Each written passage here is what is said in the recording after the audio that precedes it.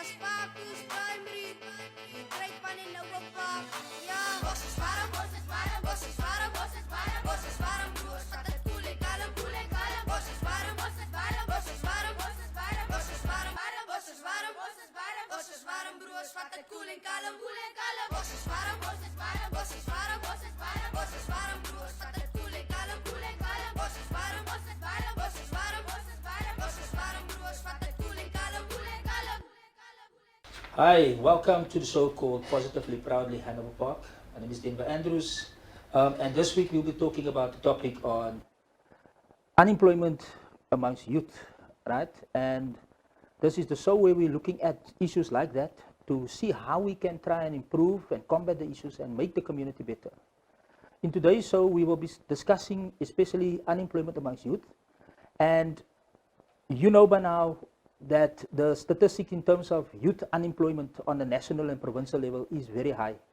But to bring it down to the community level, in terms of Hanover Park, we've got 2 high schools within Hanover Park that dishes out, let's say, matriculants on a yearly basis, and we've got 2 on the border of Hanover Park. Now let's make an example. Let's say that each school have about 130 matriculants that matriculates per year. And then 30 of those people goes to study somewhere else, and then we've got 100 people that is unemployed. 100 times 2 schools, it's 200 times 5. It's 1,000 kids that is at home, unemployed, adding to the current problem that we have in our community, which we all know, the scouts of teenage pregnancy. The fact that youth formations and gangsterism impacts on our community. The fact that we have binge drinking and underage drinking happening in our community. And this adds to the social problems that we have in our community. But today we have Roberto and Naomi in our studio that will just unpack in terms of how they curb and try to alleviate this unemployment issue in our community and the program that they are running. But before we get there, let's just see what they are busy doing in the community, and we're going to insert on their grassroots interaction with young people that is in Hanover Park. Just see you just now.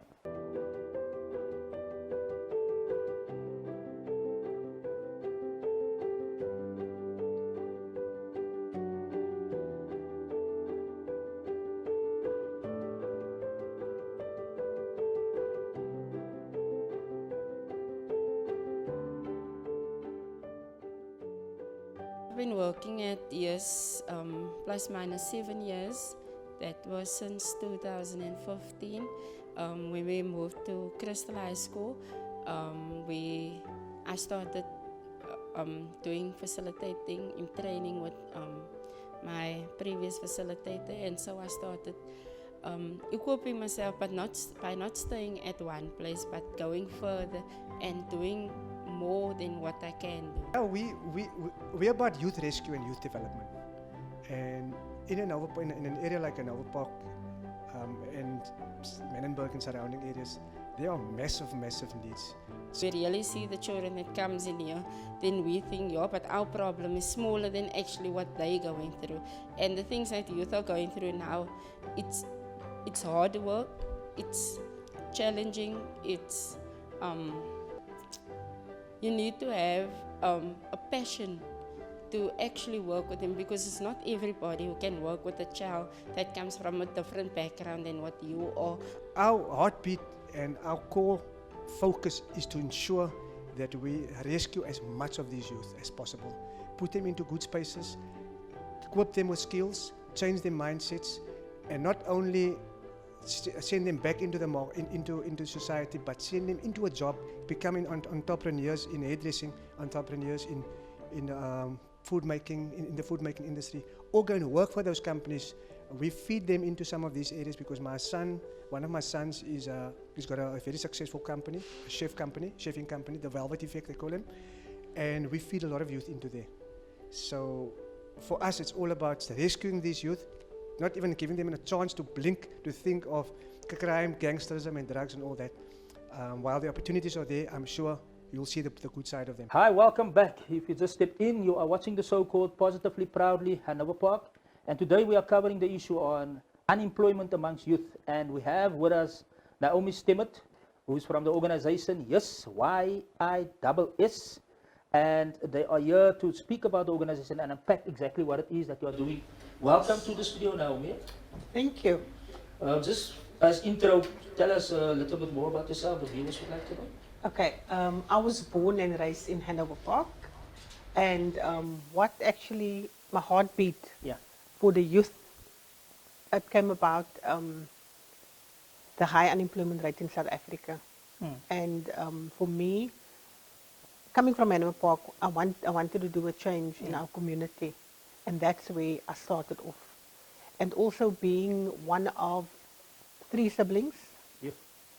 The other 2 was very involved in gangsterism and drugs, and Okay. I didn't want to go down that road. So for me, giving back to the youth, it's a huge, huge opportunity for myself. Okay. So we've just seen in terms of what you are doing in our park. So having the success and the future success of so many young people on your shoulders, how do you handle the pressure in terms of just executing your task in what you are doing? We've been doing this now for more than 5 years, Okay. and all our staff currently, they are from Hanover Park, Okay. and they are fully trained. And I think the past experience we had, and because we're from a so-called colored community, we understand the challenges, and we understand the community, the family environment, and for us, it's just a pleasure, to serve our community, and not only the Hanover Park community, but the broader communities out there. Okay, so serving the community, Naomi, just unpack in terms of maybe 1 or 2 programs that you are busy with, or just an overarching view of what it is that you are doing. Okay, our current program, we've got a 35-day program. It's hairdressing, barb and beauty, and also hospitality. Then we also have the parenting workshops, life skills programs, which you can't train the youth a skill. Okay. And when they start their own business, they don't know what to do and how to start. That's where the business classes comes in. Life skills is because of all the challenges and the illness of the Hanover Park community. We also have to work with the youth with life skills and taking them to the program. Not only changing the mind, but also the heart, and putting them into jobs or their own small businesses. Okay. So I hear about small businesses. Is there any success stories in terms of that? Yes, we've got a lot of success stories. Hairdressers, mobile barbers in our community. We've got hospitality, chefs that's working out in the industry, young people that started their own businesses that venture off into different careers, but we've got a 70% strike rate. So the duration of the program is 3 months, or how long is It's 35 days, so they 35 days every day with us. We serve them also a cooked meal and refreshments. And after the 35 days, we also work with the parents and the family. Okay. They there for the full 35 days, and then we do mentorship and coaching with them, and then they will fall into an aftercare program Okay. where they will give back 200 hours Okay. to the community because the program is free. And when they're done with the program, they also graduate. We give them a full kit, and the hairdressing kit is your hair dryer, your flat iron, your cape, your application brush, your brushes, your scissors to start this small business. Okay. So we give you the skill and the tools to start. Okay. Well, that's nice to hear, Naomi. So in terms of the students that comes to you, do you recruit, or is it a case of students coming to you out of their own? Because I've just seen on Facebook somebody is inquiring about what is happening at Crystal, and they want to know what the hub and so on. So I said they must go there themselves to find out what's happening. But yeah. Okay, thank you for that. Yes, we've got a lot of walk-ins, which we call them walk-ins. We also work with the Department of Social Development, where the walk-ins will walk in and they will put their name down. We'll do an interview and orientation day with them, with their family, parent or guardian.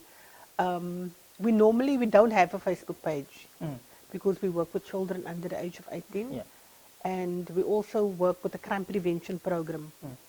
So so they walk in, they will put their name down, and that's how they start. Okay. And so it's also word by mouth. is it? The Yeah. word, but I can imagine that is what is happening. So in terms of your impact in Hanover Park with regards to your program, do you have a kind of a feel about that, or? Yes, we do. We've got a huge impact in the Hanover Park community alone. It's a huge impact. We've got a lot of students that's actually out there that's doing fantastic work, and also they can now provide for their family and put food on the table. You know, in our community, it's all about, as a parent, is when they come home in the afternoon, the mother will like immediately say, "Daar's die broodjie, daar's die kraggie, but julle gaan elke dag school toe," and all that. So that's how we include the parents in the program, so they can understand it's like a mini college for 35 days. And also they must support the child. Sure, that's great to hear, Naomi. But as we continue our discussion with Naomi and Roberto at the later stage and some of the young people involved in the program, we'll be going to a break. Don't go anywhere. We'll still be seeing you. Hi, welcome back to the show. Before the break, we spoke to Naomi Stemmet, who's from the YES organization, working with young people in the community, trying to skill them up. But we'll continue this discussion with Ronaldo, who was one of the former students in the program, and he'll be telling us more about his experience in the program. So welcome to the show, Ronaldo. Thank you. So very good to have you here. So in terms of Ronaldo, who are you? So I'm Ronaldo Willeman. I'm from Hanover Park. I started the YES program like about 4 years ago. Okay.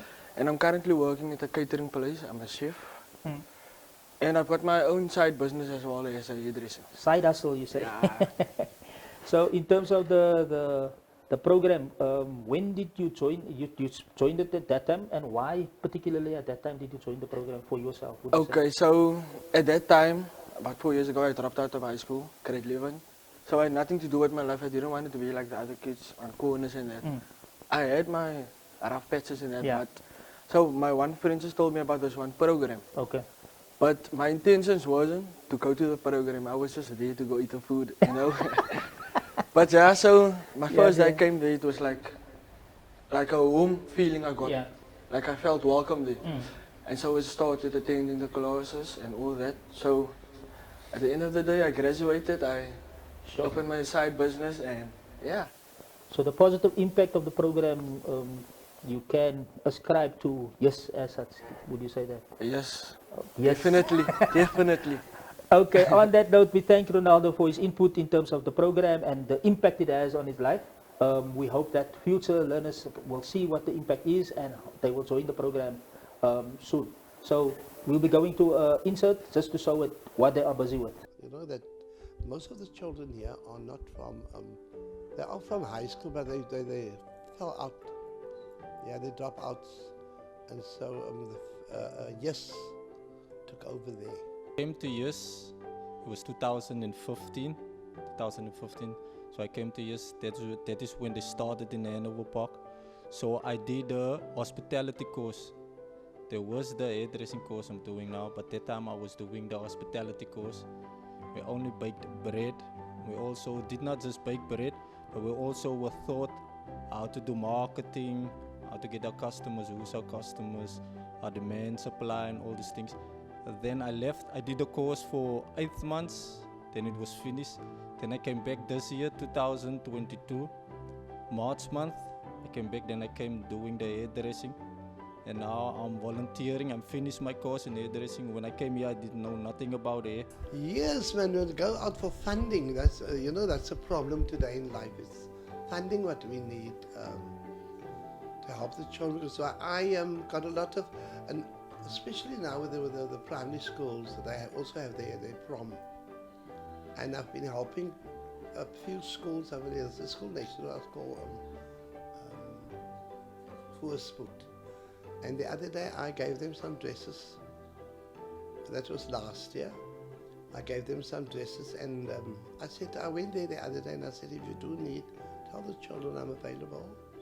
If you got a donation, you got. If you don't have, I'm fine. Hi, welcome back to the show.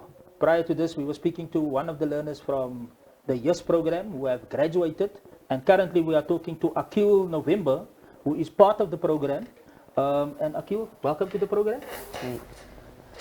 Meneer, sê my, wanneer het die program begin met die program en waarom? Ik was in een clubboy. Ik was een van de grootste clubboys in Europa. Oh, okay. Om zo te zeggen. Maar 2 jaar terug, en toen mijn auntie voor me gekregen en bij Naomi en Roberto. Ik het eerste die oké, er is een klas te doen. Had ik het mezelf van huis op. Niet voor mij, niet. Toen ga ik terug en toen join ik de hospitality training. En in de hospitality training heb ik ook gevoel als huiskanaa bij de panikobijt. Dus mijn het chef, at in a dima bed, zij treedt voor ons zo'n manikobijt. Oké. So, meer die in die kombuis, hoe vind jy die program en wat het jy tot dusver geleer van die program? Sorry? Ik vraag, wat het tot dusver in het program, jy voel mys nou soos 'n huiskind, hoe is die program en wat het jy tot dusver geleer uit die program uit? Wat de skills het jy by geleer en so meer? Kan jy daar nou 'n eie bak, kan jy nou water kook of wat? Ja, voor mij is het. Ik heb erop, ik kan al die dingen doen. Tot op een tafel, ik kan een pot kost maken, kan inderdaad iets maken. Nee, ik kan het niet inderdaad iets wat catering-wise, Ja. So zou instaan. Oké. Ja. Oké. So, die kost maak je zo en zo. In termen van het programma, het leer je ons nou toekomstgericht. So, wat is jouw plannen voor die toekomst als je nou graduate uit je programma? Wat is het wat je jezelf ziet doen? Ik wil mezelf zien opbouwen op mijn eigen. Ik zie mezelf voor een company, ik wil mijn eigen baas. Oké. Hij is mijn droom. Hij is goed. So, dat denk je dus mogelijk als hij klaar is met dit programma dat hij kan gebeuren? Definitief. Sure. Dat is goed om te horen, man. En wat zal ze voor aan een clubgooier sê in Hanover Park als je een boodschap voor hulle moet geven? Oh, zo'n paar van me veranderen, ik heb wat jou van die story, wat ik mijn club gegooid. Die tijd. Want ja, ik heb hulle gezegd dat hulle met Naomi praat. En ik heb met Naomi gepraat. Ja, hulle gezegd hulle gaat komen. Oké. So daar het julle dit nou uit die mond van Akil gehoor dat dit is moontlik om van 'n klipgooier te gaan na 'n bakbrouwer of 'n kosmaker en te droom van jou eie besigheid na jou ervaring by JIS en die opleiding wat jy daar sal kry. So ek moedig jou aan, soos Akil nou net gesê het, om jou drome te volg en die klippe te los vir die kombuis. Sien jou net na die ons is op pad na 'n breek. Baie dankie gaan Erens. Bye. Welcome back to the show. If you just stepped in, you are watching the show called Positively Proudly Hanover Park. And today the topic is unemployment amongst youth. And we're speaking to the founders of the YES program, which is the Youth Impact and Sustainable Solutions program in Hanover Park. And we have spoken to Naomi, we're speaking to Roberto currently in terms of the impact they have in Hanover Park. So welcome to the show, Roberto. Thank you, Denver. So after hearing the recommendations from the two learners from your organization and having this success of these young people on your shoulders, how do you handle the pressure as such? I think there's a saying that says, if you enjoy what you do, you don't need to work a day in your life or something like that. Yeah. I fall into that category. Okay. So I thoroughly enjoy what I'm doing. Yeah. I must say that I'm a volunteer, so I don't take any pay. I don't get paid. I'm just putting that out there because some people think that we get paid, all of us.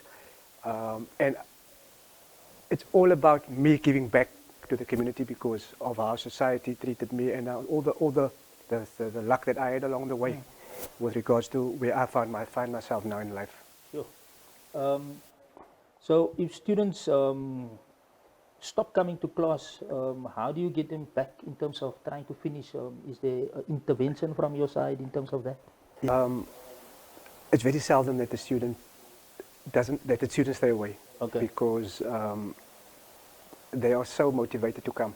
But if they're in a case like that, I've been appointed to go and drive and fetch these kids out. Okay. Because if you send somebody to go and fetch a taxi or a normal driver, he's not going to worry about taking people out of bed and so on and motivating. So for us, it's extremely important when we start the program to have a full house. That contingent Whoever that you was start there must be there because otherwise the whole purpose of the exercises is wasted. So we have to make sure that our students arrive. And one of the reasons why I go in there and I motivate, because I'm also part of the motivation of the motivation package of the program. So I'll make sure that my students are there. Okay. So that's So in terms of the what did I say? The success of the program. What is your biggest challenge with working with troublesome youth that is coming to your program? I've heard Naomi said a few things there that is in there, but yeah. Yes, sometimes there's two principles that we are very strict on. in the beginning is the weed issue. So if we have, we know we're not saying that we're going to cut out youth that are on weed, because then we're going to cut out 90% of the youth. So if they're on weed, they are not allowed to come under the influence, because they're going to affect the classes, and then they can do whatever they need afterwards. But we try also, while they're in the program, to challenge themselves and to start seeing, listen, me and weed, what I'm learning now and how I'm putting value into my life, this thing doesn't, it's going to start looking odd to them, because the more value they add into their lives, the more they're going to start seeing that these things don't fit with me anymore. So that's the concept that we have. So with regards to that question, so we will, we don't look upon these challenges. We're very, very open to them. But the weed issue and gangsterism, because we are in Hanover Park and there's a lot of gangsters involved, so we can't have two gangsters like in one class. Rival gangs, two rival gangs in one class. Not because we don't want them there, but it's not going to work. So those are the two important issues with regards to keeping, making sure that we keep the disciplines, and making sure that we give each student the opportunity to reach their full potential without being interrupted by these type of things. So the vision for, let's say, the next 5 years, 4 years, what does that look like? Okay, we're dealing with youth between the ages of 14 and 35. Okay, 35 is a big stretch, but something between the age of 14 and 27, basically. And for the future, we're looking at trying to bring it down lower, because those youth are already damaged goods. And you have to now bend the whole, you have to change the whole mindset and the whole setup and the whole makeup they have to change because of the things that they've gone through in life. So if we can catch them earlier, that is where we want to focus on. So we want to go into the primary schools. Sure, that would be great. And even to the ECDs.